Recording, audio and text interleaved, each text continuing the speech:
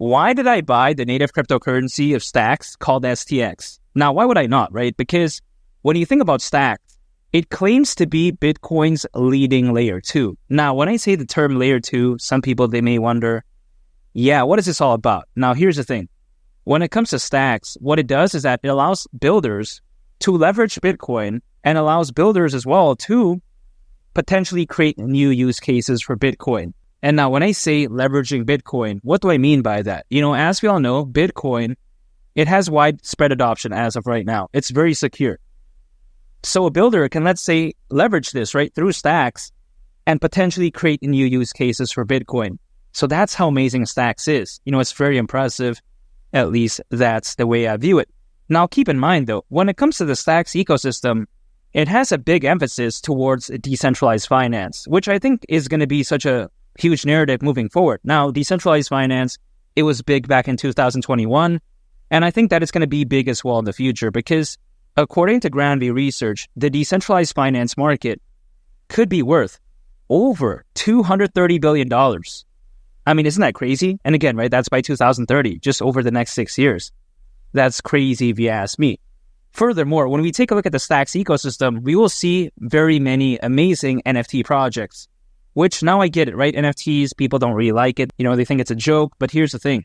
Yet again, according to Granby Research, they do predict that the NFT market could be worth over $211 billion, again, over the next 6 years. So really, when you think about it, the STX ecosystem is actually very amazing. And I think that when it comes to Bitcoin, the future could look even so amazing because, yeah, sure, Bitcoin has grown up by a lot as of right now. That can't be denied. But many institutional investors, many people are looking into Bitcoin. Even many retail investors really love Bitcoin. And also on top of that, Bitcoin is very rare. Only 21 million as the maximum supply, which is insane. And you got to consider how a lot of Bitcoin wallets out there, they can't even be accessed anymore, right? We've heard a lot of horror stories where people, they acquired Bitcoin 10 years ago, whatever the case may be, and they now can't access, millions upon millions of dollars worth of Bitcoin. There's so many cases of that. So 21 million, yeah, it's the maximum supply, but in reality, there may be a lot less than what people may think in terms of the accessibility, because again, right, many people out there who lost their Bitcoin, they can't access it, right? A lot of them. Bitcoin is extremely rare, a lot of fans, a lot of institutional investors. Man, as Bitcoin does continue to grow, it would only make sense that its a leading layer 2, aka STX, will continue to grow with it as well. Man, it's an amazing project. No-brainer pick for me. I do believe that STX is native cryptocurrency. Man, why would I not acquire it on a consistent basis? At least that's the way I view it. And of course, what is my buying strategy? That is dollar cost averaging. So anytime I do earn income, I set aside some for my favorite projects, which of course includes STX's native cryptocurrency called STX. I just acquire, I hold, and I just wait for the peak at the bull run. That's it. I don't day trade, I don't use leverage, I don't swing trade, I don't do any of that. Because a lot of people out there, they make a video, on just cryptocurrencies in general, right? They pull up a price chart, they draw a random triangle, I don't know what they're trying to draw, their grommets, G-string, thong, or ding-dong, or bratwurst, etc. Who knows, right?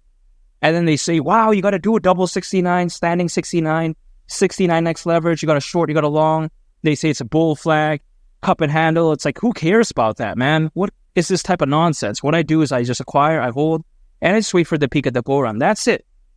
If people are day trading and they get liquidated, they get stop loss, that's it, right?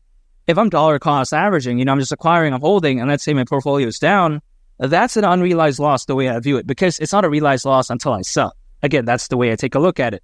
If anything, I can just wait for it to go back up again, then I've recouped my losses, right?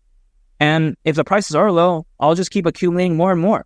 That's the beauty about dollar cost averaging. If someone's day trading, they get stop loss, that's it. They got to make another trade to hopefully recoup the previous losses. But what happens if they keep losing? Like what happened to my friend? They could end up spiraling, run out of funds, and then they end up thinking that cryptos are a joke. But it doesn't have to be that way, in my opinion. That's why I'm dollar cost averaging. And I do believe that STX is really a sleeping giant.